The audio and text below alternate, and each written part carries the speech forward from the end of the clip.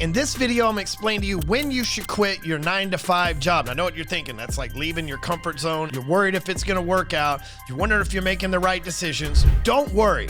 I'm Ryan Stewman, and I help business owners make more money and ultimately become the greatest version of themselves. In this video, I'm going to explain how you can quit your 9-to-5 and become an entrepreneur the right way.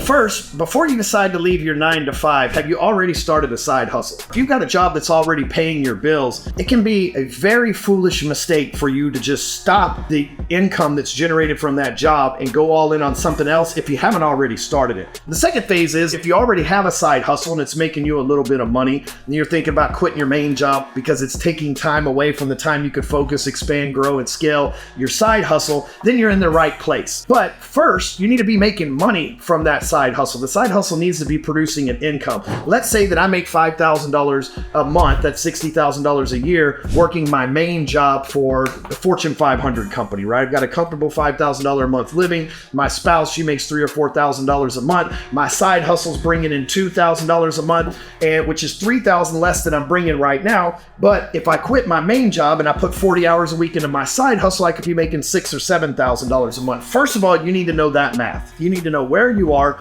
what it takes. You might find out that with your wife's income and your income, it only takes $6,000 to cover your bills and live comfortably. Therefore, if you make $4,000, which is less than the $5,000 you were making, you're actually doing $2,000 better per month than if you had that job anyway. Plus, when you're self-employed, like Game Changers, you get to write everything off. All of a sudden, your lunches are a write-off, your cars are a write-off, your house is a write-off. These things all of a sudden give you tax write-offs. So if you're making $60,000 a year, you're probably bringing in $48,000 a year, which is not $5,000 a month, it's $4,000 a month. And if you're self-employed, you can make $48,000 a year and actually keep the $48,000 a year because now your bills become tax deductible. So it could be beneficial to you, but you got to know your numbers. Second is, how are you going to sell and market this stuff? I have a ton of things that I own, a big portfolio, everything else. I've never written a business plan. I think business plans are a waste of time. Why? Because Mike Tyson said it best. Everybody's got a plan until they get punched in the face. And let me tell you what's going to happen to you as an entrepreneur. When you quit that job and you go all in on your entrepreneurial journey, Mike's going to punch your face several times. If you think it hurts once, wait till you got to take a combo of punches at the same time.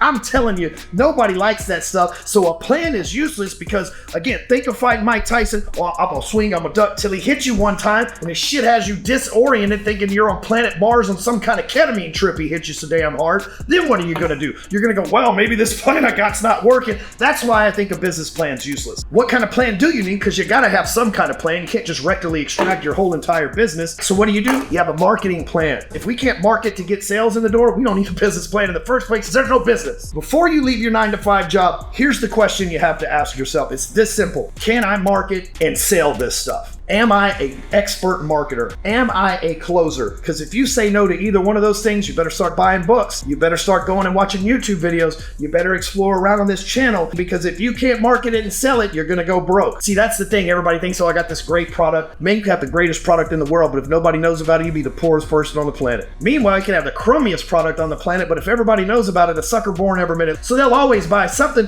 as long as they know it's available. A good example of this is you go to 7-Eleven and at the front there are lighters, there's little beer salts, there's little knickknacks that are sitting around there. Almost every time I've ever walked into a convenience store, I see somebody buying one or two of those Accord, blah, blah. If those things were hidden in the back corner, nobody would think to buy them because they weren't marketed to them. It's going to be the same thing with your business. So you don't need a business plan. You need a sales plan, a marketing plan, an acquisition plan to get customers into the front door so that you can exchange your company's value for their hard-earned dollars, no matter whether you're in a recession, an economic boom, or somewhere in between of a bear market. Now, if you like this, you learned something from it, maybe I saved your life, sign up for a free strategy session with us. Myself or one of my 8-figure entrepreneur executive coaches will help you out, line you out with what you need to do to take action, give you a plan of action. Just go to freestrategysessions.com, fill out the form. We'll be happy to talk to you, and if we can help you, we'd love to help you as well. Now, before I reveal the final thought process here, when you go all in on a side business, making it a main business,